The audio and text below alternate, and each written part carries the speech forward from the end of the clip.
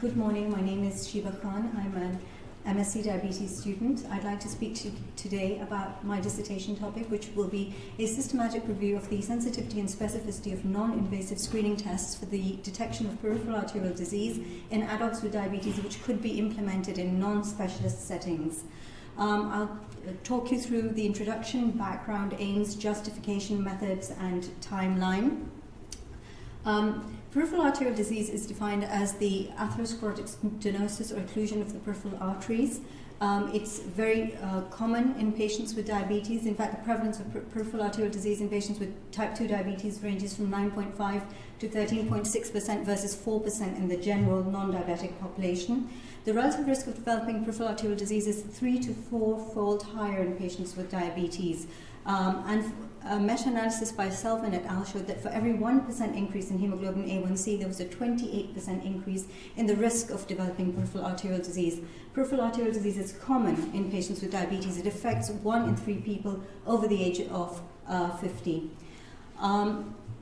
The problem is that only 1 in 3 patients with diabetes who have peripheral arterial disease are actually symptomatic. This means that 2 out of 3 are completely asymptomatic. So it's silent, basically. Patients with diabetes are often asymptomatic because of the presence of peripheral neuropathy, impaired sensation, and very atypical symptoms. Peripheral arterial disease in patients with diabetes also tends to be more aggressive. It starts earlier, it progresses more rapidly, it's more severe, and typically affects the distal vessels below the knee, the peroneal and tibial arteries. What is the burden of disease in the United Kingdom? Well, diabetes is the leading cause of non-traumatic limb amputations in the United Kingdom.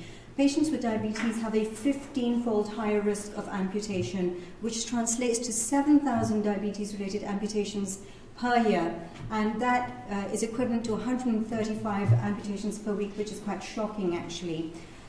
In terms of morbidity and mortality, the 5-year mortality following amputation is 70%, and following diabetic foot ulceration is 50%. Peripheral arterial disease is also known to correlate very well with coronary artery disease and is used as a good predictor of cardiovascular risk.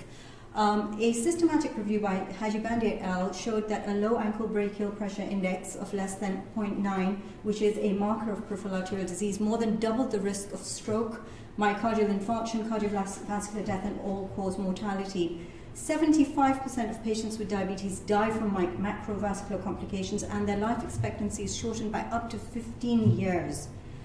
What is the burden of disease in terms of cost? Well, diabetes care is estimated to account for 10% of the total NHS expenditure, and diabetic foot problems cost the NHS around £650 million per year. Up to 80% of these amputations are avoidable according to Diabetes UK, and more needs to be done to proactively search out for these patients with peripheral arterial disease. The need for better screening was outlined in St. Vincent's Declaration, which was a meeting of diabetes specialists which took place in Italy, and they aimed within the next 5 years to halve the rate of limb amputations. Well, 20 years later, I can tell you significant gaps still exist. In fact, the number of diabetes-related complications has actually increased from 6,677 in 2011 to 7,000 per year. So this is very much a failing to achieve those targets.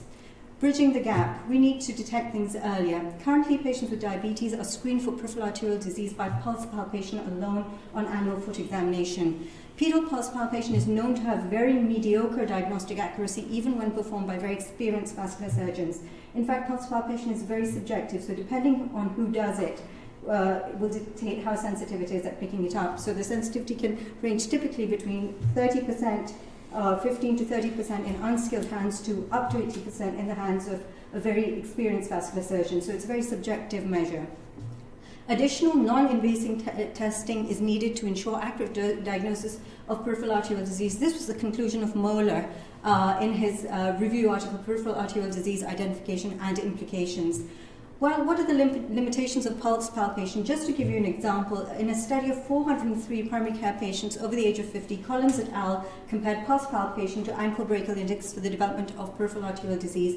They found the sensitivity of a non-detectable pulse for the diagnosis of peripheral arterial disease to be only between 17 to 32%.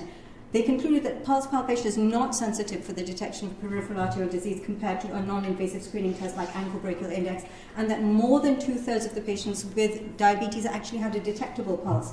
So that was falsely reassuring. The need for screening. Krieg et al. Also carried out a study of 624 patients and compared the pulse palpation to ankle brachial index, and they found that the absence of the dorsalis pedis pulse had a sensitivity of only 50% and a specificity of 73% in detecting peripheral arterial disease. Note that the dorsalis pedis is congenitally absent in between 3 to 14% of patients. An abnormal posterior tibial pulse had a better sensitivity of 71%, and according to these findings, the use of the posterior tibial pulse alone would miss a diagnosis of peripheral arterial disease in up to 1/3 of the patients. What's the rationale for screening for peripheral arterial disease? Well, early detection can lead to earlier intervention. It can prevent or reduce complications like diabetic foot ulceration, critical limb ischemia, gangrene, amputation, reduce morbidity, reduce mortality, and healthcare costs, obviously.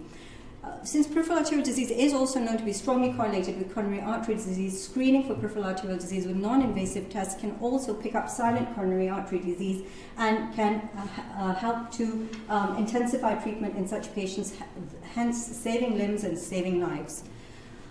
What are the non-invasive screening tests available? To name but a few, we have the ankle brachial pressure index, the toe brachial pressure index, continuous wave Doppler, and pulse oximetry. What do international screening guidelines say? According to the NICE guidelines on diabetic foot management problems, they advise the use of the ankle brachial index in patients with diabetes to assess the risk of developing a diabetic foot problem. The American Diabetes Association guidelines are a bit more prescriptive, and they suggest that the ankle brachial pressure index should be performed in patients with diabetes over the age of 50 years and in patients younger than 50 years if they have other significant risk factors. In terms of the Transatlantic Society Consensus for the Management of Peripheral Arterial Disease, the TAS2 guidelines, they state that the diagnosis of peripheral arterial disease can be made using either the ankle brachial pressure index or the toe brachial index, whereas the American Heart Association suggests the use of the toe brachial index to diagnose peripheral arterial disease when the ankle brachial index is unreliable due to the presence of uncompressible vessels or arterial calcification, which is very common in patients with diabetes. So that was just a summary of the guidelines. The aims of this systematic review are to identify non-invasive screening tests to detect peripheral arterial disease in adults with diabetes that have a very good sensitivity and a good specificity. We will also be looking at positive and negative predictive values and could be used in non-specialist settings such as community or primary care-based screening programs. And the aim would be to ultimately enhance the early detection of peripheral arterial disease and reduce the complications. The characteristics of our ideal screening test would have not only adequate but a very good sensitivity and specificity and positive and negative predictive values to ensure accuracy and reliability. Other considerations that we will consider in our discussion would be the expense, the cost of the test, how much training it requires, how time-consuming it is, whether it has good reproducibility or not, and it should have minimum inter-operator variability, unlike pulse palpation, which has huge inter-operator variability. I need to acknowledge beforehand previous systematic reviews on this topic. One was done by Ozdemir et al. In 2013. It was a systematic review of screening investigations for peripheral arterial disease in patients with diabetes mellitus. It included both specialist and non-specialist tests because it was done by vascular surgeons who included tests that are performed in secondary and tertiary care. I will not be including those tests. Another systematic review performed by Brownrigg et al., who himself is a vascular surgeon, was the effectiveness of bedside investigations to diagnose peripheral arterial disease among patients with diabetes mellitus. He included specialist tests like serum cystatin C. It's a blood test, it's invasive. He included pulsatility index and the transcutaneous partial pressure of oxygen or oxygen tension. Again, these are done in specialist settings. I will not include it. They are not suitable for implementation in community-based screening programs. What's the justification of this systematic review? I've touched on that. They need to be non-specialist tests that can be implemented in community-based programs. We should not require any specialist vascular input for interpretation. And we will include patients with chronic kidney disease, and advanced stage renal disease, as long as the data for the hemodialysis patients is included separately, because these patients within the diabetic subset are at higher risk than normal diabetic patients. Methods. In terms of methods, our protocol is not registered on any database. In terms of our study characteristics, our population will be patients of diabetes type 1, type 2, other forms. Our intervention will be non-invasive screening tests like the ankle brachial index, toe brachial index, continuous wave Doppler pulse oximetry, etc. Our control will be gold standard or reference diagnostic tests like color duplex imaging, CT or MRI, angiography, and our outcome will be the sensitivity, specificity, positive and negative predictive values. Our setting will be outpatients. In terms of search strategy, a systematic review of the literature was carried out on 3 databases, on Ovid Medline 1946 till present, on MBase 1974 till May 2017, and on the Cochrane Library. We will include all study types. Grey literature, including conference abstracts, will be included. And other sources identified through reading the reference lists of other studies, selected studies, will be included as long as they match the eligibility criteria. This is a copy of our search strategy.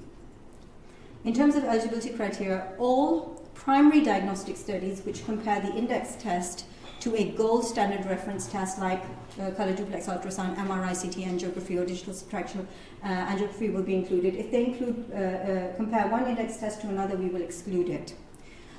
Studies either performed exclusively on patients with diabetes or that report data on the diabetic subset separately will be included, and all studies that are included should report either directly on the sensitivity and specificity of the non-invasive screening test in patients with diabetes, or provide data that enables its calculation. So these are inclusion criteria.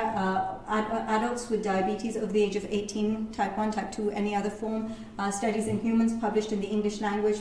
Patients who are both symptomatic and asymptomatic will be included. Patients both with and without diabetic foot ulcers will be included. Patients with and without previous amputations or critical limb ischemia will also be included. Studies that use diagnostic tests as the reference test, as I've previously outlined, will be included. And patients with advanced chronic kidney disease will be included. We will exclude children, women with gestational diabetes, or transient conditions of hypoglycemia like stress-induced hypoglycemia or steroid-induced hypoglycemia. Animal studies will be excluded. Studies published in non-English languages will be excluded. Studies that don't report data separately on the diabetic subset will be excluded. Studies where the reference test is another index test or a clinical outcome, for example, ulcer healing, they will be excluded. Our studies using specialist tests like pulsatility index, transcutaneous oxygen tension, serum cystatin C, pulse reappearance time that are performed in secondary and tertiary care will be excluded. Our study records management. All search histories will be saved in saved searches and then exported to a reference manager. I'm using RefWorks. Study selection of Prisma flow diagram will be formulated to depict the search results, and it will show studies identified through database searching and additional studies identified through other sources. So I'm basically at this stage records identified through database searching. So MBase has yielded 475 articles.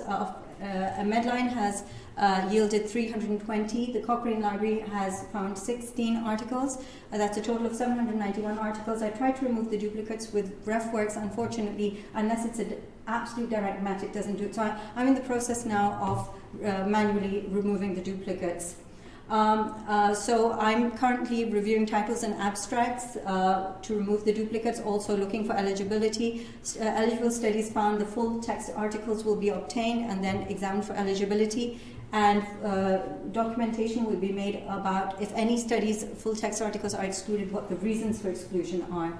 In terms of quality assessment, the quality assessment of included studies will be assessed using the Quality Assessment for Diagnostic Accuracy Studies, the QUADRS 2 tool. This tool is endorsed by the Cochrane Collaboration, the National Institute of Clinical Excellence. It comprises of 4 domains: patient selection, index test, reference standard, flow, and timing. Each domain is assessed in terms of risk of bias and concerns regarding applicability. So this is just what the QUADRS tool looks like. In terms of data extraction, data will be extracted from selective studies and documented on a data extraction form which is currently in development. Basically, items of interest for extraction would include study author, date, year, title, study design, type of publication, number of patients with diabetes, number of males and females, population characteristics, index and reference tests, sensitivity, specificity, positive and negative predictive values, and we would need to document the results of the quality assessment, risk of bias and concerns regarding applicability. In terms of data analysis or synthesis, extracted data will be used to calculate sensitivity, specificity, positive and negative predictive values. A qualitative or narrative data synthesis will be performed, and it's anticipated that the heterogeneity of the studies may not allow quantitative data synthesis or meta-analysis. So in terms of timeline, this is my timeline. I'm at the stage here where I've completed my database searches and I'm now reviewing titles and abstracts. So hopefully by June, I'll have prepared my data extraction form and be reviewing the full papers and be able to make a quality assessment of the papers according to the Quadus 2 tool. I'm hoping by July that I'm at the point of data extraction and being able to synthesize the data. I'm hoping for writing up between July and August. And hopefully for submission by the 3rd of September. I will be meeting my supervisor at the end of May, and in June. In July, unfortunately, I'm going for vacation. In terms of anticipated obstacles to the process, to the progress, well, there is 1 month of fasting, which probably will cause some kind of delay in my progress. I plan to go back home on the 17th of June. So that will impact my progress as well, and I'll have 3 to 4 days off due to Eid festivities at the end of June. The main limitations of this systematic review will be the fact that I am a single researcher. Ideally, there should be 2 reviewers who should be going through the whole prisma should actually be carried out by 2 reviewers, and the other main limitation of this systematic review would be the time constraints that are at hand. I hope, just in conclusion, the justification for the study is to identify non-invasive screening tests as an adjunct to clinical exam to enhance the detection of peripheral arterial disease and reduce complications. This systematic review aims to identify the non-invasive screening tests with the highest sensitivity, specificity, positive and negative predictive values, which could be suitable for implementation in community-based screening programs, perhaps even podiatry-led screening programs, and other considerations such as the cost of the test, the training and the time required to perform the test, reproducibility and interoperator variability will be in our discussion. Thank you. Would anyone like to ask any questions? And breathe.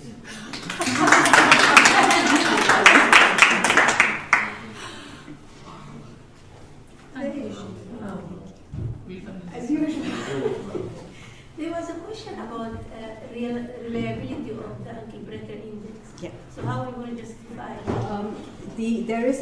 there are concerns regarding how reliable the ankle breaker pressure index, and this is why I'm not looking. There have been quite a number of systematic reviews just looking at the ankle breaker index in patients with diabetes. I'm going to look at all the non-invasive screening tests. So it was identified that in patients with diabetes, because they have medial arterial calcification and non-compressible vessels, the ankle brachial index can be falsely normal, and this is why people identified that the toe brachial index can pick up patients in which the ankle brachial index is falsely normal. So I'm going to look at pulse oximetry, toe brachial index. I'm going to look at the continuous wave Doppler, the triphasic waveforms, the biphasic waveforms. I'm going to compare their sensitivities and their specificities, and there may be other non-invasive screening tests that are identified by reviewing the articles. So yes, ankle brachial index, it does have limitations, which is why we're casting the blanket very wide and looking at other non-invasive screening tests. We'll also be considering whether we can combine the ankle brachial index with the toe brachial index to enhance detection, and studies have done that.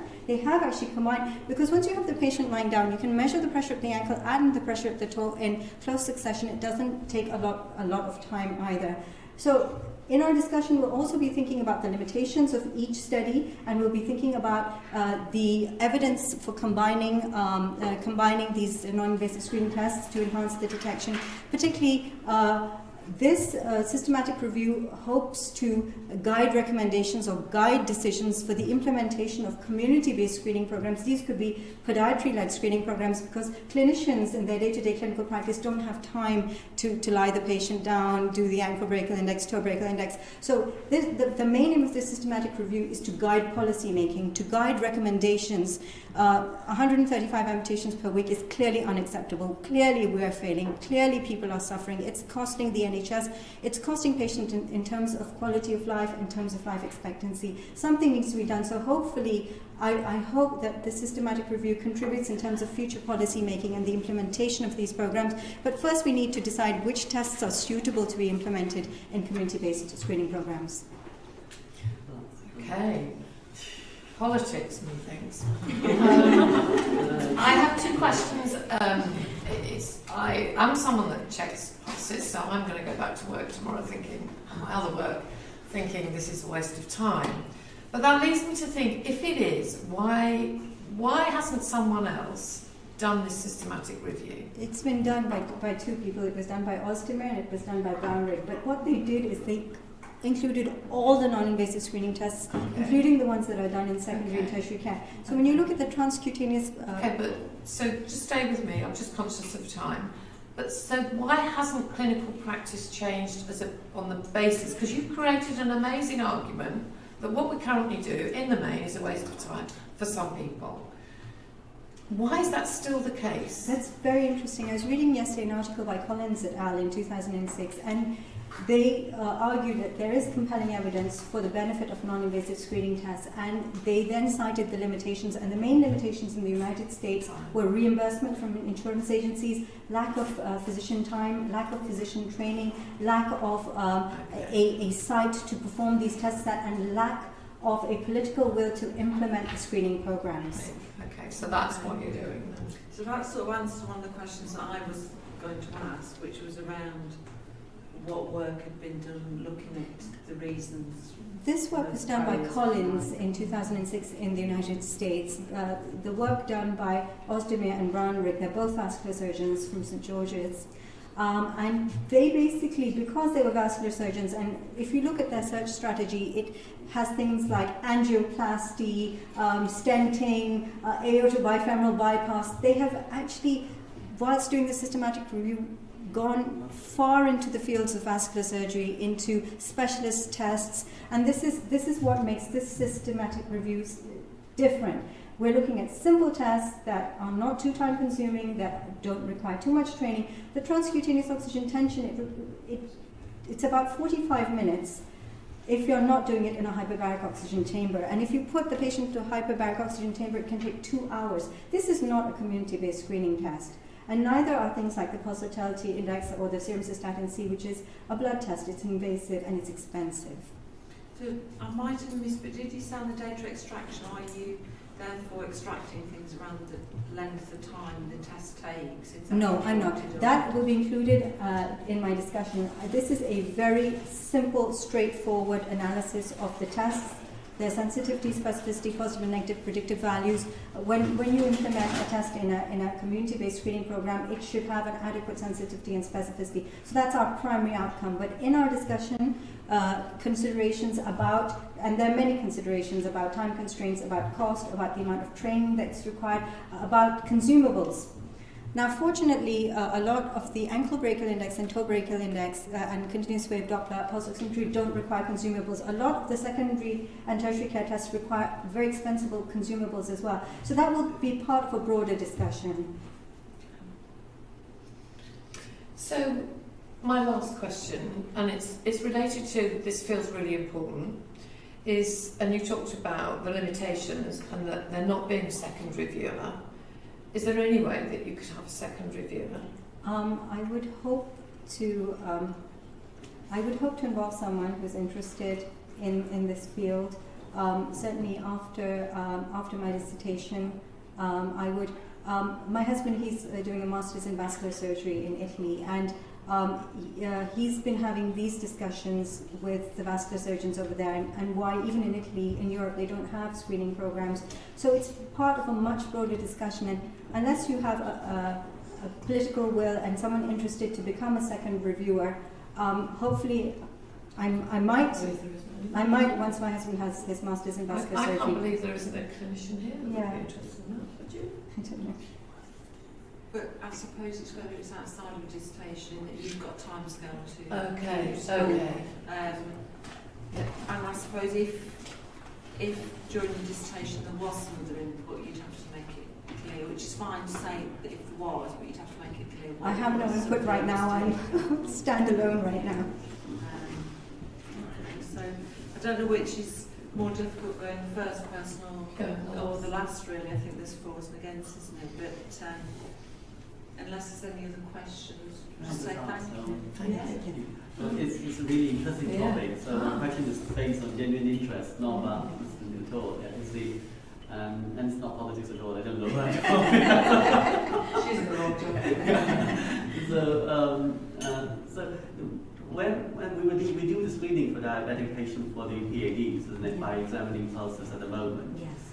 So we are minority that if you examine two pulses and they together, the outcome together, like not alone dorsal pedis or not alone posterior tibial, but the two together, the sensitivity and specificity increases. Yeah, you're absolutely right. The more pulses you examine, so if you examine 4 pulses, all 4, you have a higher sensitivity and specificity. There was an article, I have it here in my reference slides, that looked at basically the sensitivity and specificity of pulse palpation, all 4 pulses performed by residents, ER doctors, consultant vascular surgeons, and they found that for junior physicians, the sensitivity was between 15 to 30%, and the consultant vascular surgeons and the senior registrars in vascular surgery were getting a specificity of up to 80, sensitivity of up to 80%. Now, when it's this subjective, and one must ask oneself, how many consultant vascular surgeons are going to be sitting in the community-based screening clinics? I think that the sensitivity it's very subjective test, would be sort of 30 to 50% really, and that's not acceptable. Clearly we're missing cases because we wouldn't be having such a high amputation rate. I think there is a recognition that something more needs to be done. We can't be relying on pulse palpation alone. We should be combining it with one, or not only one, maybe 2 non-invasive screening tests. So perhaps patients should have the pulse palpation in combination with the ankle brachial and the toe brachial pressure index. But the pulse palpation, it's very subjective, unfortunately. There's a lot of evidence that it is extremely subjective. Yeah, it's strange, isn't it? Just feeling the pulse, actually. Yeah, and they did show in a previous study that in up to 1/3 of patients, a palpable patients with quite severe peripheral arterial disease actually did have a palpable pulse. So it's unreliable. Yeah. What about like use of Doppler without ABPI? Yeah. So what just the normal Doppler. So what you have the Doppler probe, and it's the audible Doppler analysis is when you're listening for monophasic, biphasic, and triphasic waveforms.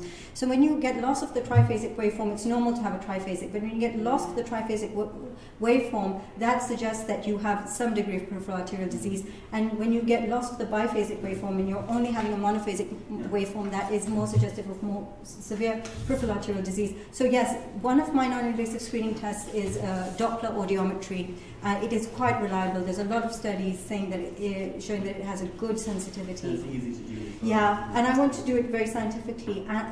Put these tests side by side and look at their sensitivities and specificities, acknowledge their limitations, and then help to guide recommendations towards future policy.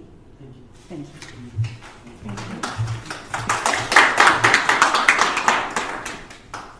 Thank you very much, everybody. So what we'll obviously, JJ marks some with Sue the early ones and I'll mark the later ones. So we'll have a chat now about things, and then hopefully